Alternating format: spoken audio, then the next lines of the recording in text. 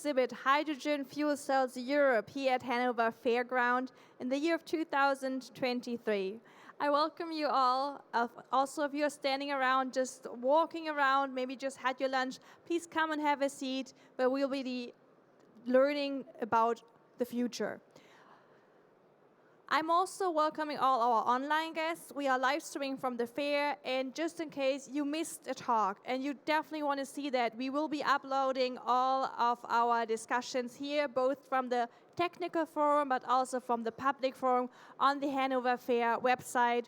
We have a dedicated YouTube channel where definitely by tomorrow you can have the videos and check the latest information regarding hydrogen fuel cells. We have been discussing about scalability, I think a very important topic, and we'll continue discussing about the hyperscaling electrolyzer production by Sunfire. So for that, please welcome with me on stage the head of sales from Sunfire, Mr. Dr. Max Rudolf Schaller. Welcome.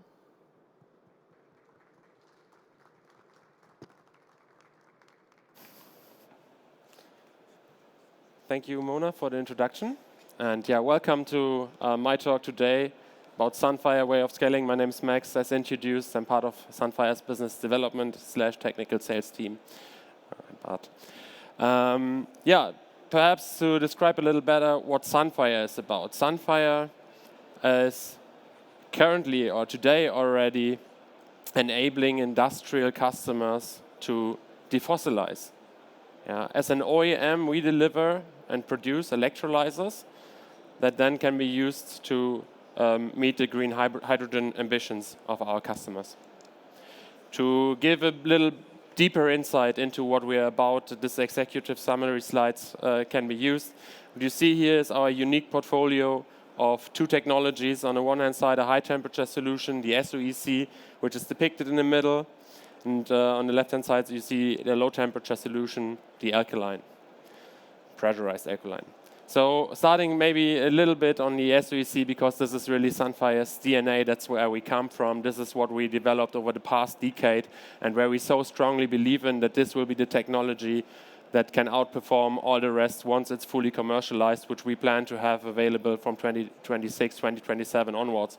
What we have there currently is systems in the megawatt directions with electric efficiencies of more than 84%. So that is why we so strongly believe in this technology. But it's a little premature, so we went out a couple of years back and thought, okay, let's get another technology in the house.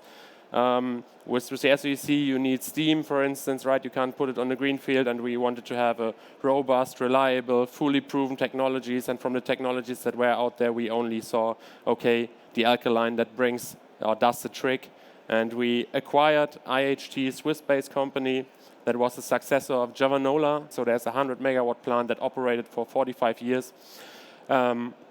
Mainly put in the market in the 60s and 70s. So a highly reliable technology, proven for decades, and that we acquired and wrapped it to a modular approach, a standardized approach. We put a state-of-the-art automatization around, and what you see here on the left-hand side is our 10 megawatt smallest building block, basically. Then you see on the slides a couple of markets that we think are particularly interesting to address in the first phases. So like the markets where you could directly use hydrogen as a molecule, like in steel or refinery, but there is this really, really strong add value of hydrogen being a key towards integration of sectors, sector coupler, right? So you don't want to limit those markets. And you see some of the figures, what Sunfire is about. We have more than 70 projects realized with more than 250 megawatts installed. To be honest, there's of course much more on the alkaline side, so 245 megawatts roughly. And yeah, what we're currently having, a couple of weeks back, we opened our factory in Solingen, which I will have some words on later, was currently 250 megawatts installed. End of this year, we are going to have 50 megawatts. And with that, we're having more than 600 colleagues now, I think, that solely focusing on electrolyzers, which is putting us apart from competition too, because even the larger players typically have smaller teams focusing on electrolyzers. And then we are quite successful in funding some private and public equity. For instance, the IPCEI, we managed to achieve or receive, I think, 170 million, so overall more than 500 million collected. So let's focus a little bit on the alkaline for now, because there I can say some words to our scaling, right? So we come out from the validation, we are beyond that, and are now in the industrialization phase. And to tackle that, when you want to industrialize something, you need to determine or define a scope. And here you see what we think our scope or the scope of an OEM should look like, because we don't want to produce the cells only to be the sub-vendor to a sub-vendor and not really like be in charge of your own product, but we want to sit with the end customer together and be able to further improve and adapt according to the market needs. And then we want to have an IP wrap, obviously, and we want to have a system that has really easy to describe system battery limits, right? So no complex interfaces. We want to avoid a lot of integration efforts with the individual projects, but really focus on our standardization approach to ramp up and scale and use the capacity that we have and the manpower to get the market roll out, right? So we, as an OEM vendor, what we do ourselves is the stacks, mainly. And to do that, we partner with the best. So when we acquired IHT, we had a fully functional, vertically integrated production landscape or site in Switzerland, able for roughly 50 megawatts, right? And that's not the place where we thought, okay, you can do the mass manufacturing with, but you can perfectly use it as an after-sales hub where you can have innovations and tear stacks apart once they operated for a very long time. But to really do now the new large-scale project, we went out in the market and looked for partners. And we found a partner in Solingen, a company called MTV, specialist in galvanization for more than 75 years, coming from mining industries, coming from nuclear, where you need a galvanics, really highly trained specialists with a lot of like capacity and knowledge in that sector, and a fully certified and permitted plant, right? And therefore, we acquired them, managed to convince them that it's good to go from nuclear and mining towards green hydrogen. They came on board and they joined us, and this is now Sunfire Solingen, where we 3 weeks or 4 weeks back had our grand opening and now a fully functional 250 megawatts galvanization line. In the first place, we thought, okay, let's put everything to Solingen and have their vertically integrated production hall. But then we thought, okay, no, the bottleneck of the up-ramp will be definitely the galvanics when it comes to alkaline. And therefore, we thought, okay, no, we use all the space that we have there in a fully permitted plant to put more and more lines. So we have space there to put 4 more of those 250 megawatt lines. And we will install 2 more of those by end of this year, giving us 750 megawatts annual production capacity there when it comes to the galvanics, so really like the bottlenecking step in alkaline electrolyzer production. And then, okay, you need to tackle the other production steps, like the stacking, for instance. And then we went out again and looked for partners, because we want to partner and we don't want to reinvent the wheel as a young company when it comes to mass manufacturing. And there are so trained companies out there, on the one hand side, like MTV was, but on the other hand side, in the automotive, there's a really huge area where the industry is rather going down, but they have highly trained personnel. That is, that plants are certified, that the plants are permitted, the plants are ready, and then they have that everything that you need as a young player to ramp up. And there we have this agreement with Vitesco in place where we do the stacking of our systems. When it comes to the further module components, then we partner project specific, and we have an eye on localization aspects, capacity, and LCH, and so on, right? But we are a little flexible. We purchase everything that is in our scope directly, and we engineer it. But some aspects are then, or most of them components like pumps and so are produced with other companies, obviously. And then I described the service hub already in the beginning, our Monte production site, the historical production site of IHT.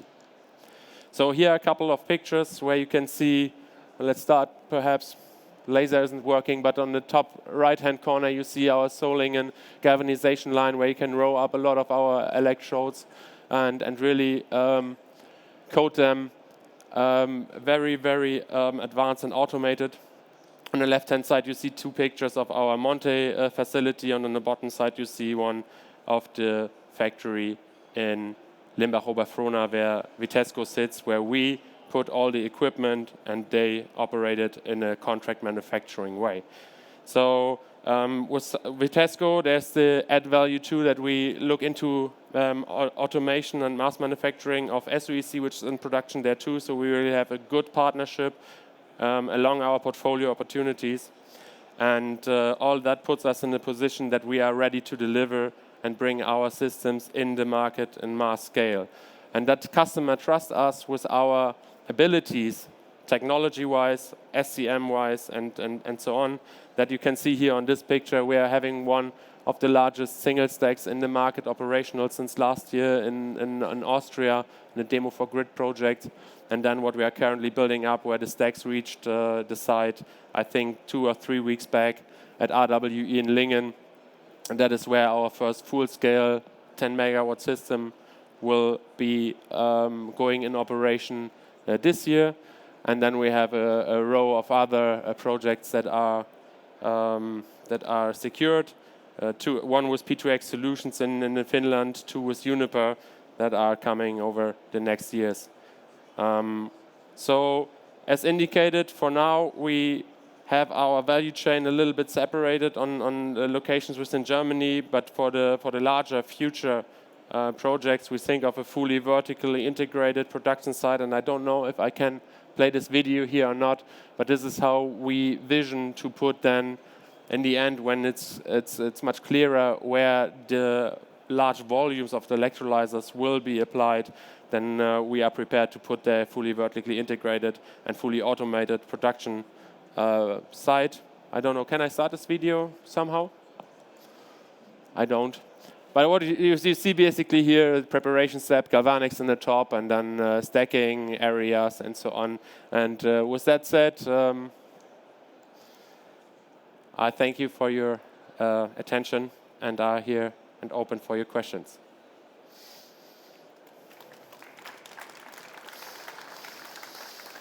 Thank you, Max. Are there any questions from the audience at this time?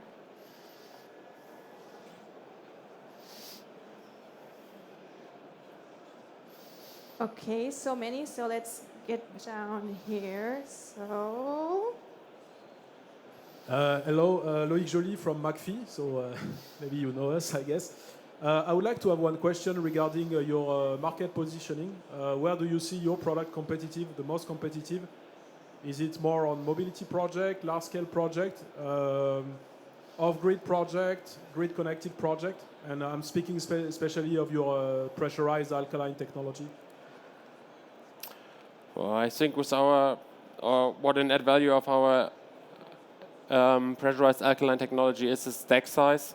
So we are focusing on the large-scale industrial projects with those single stacks in a 5 megawatt region, right?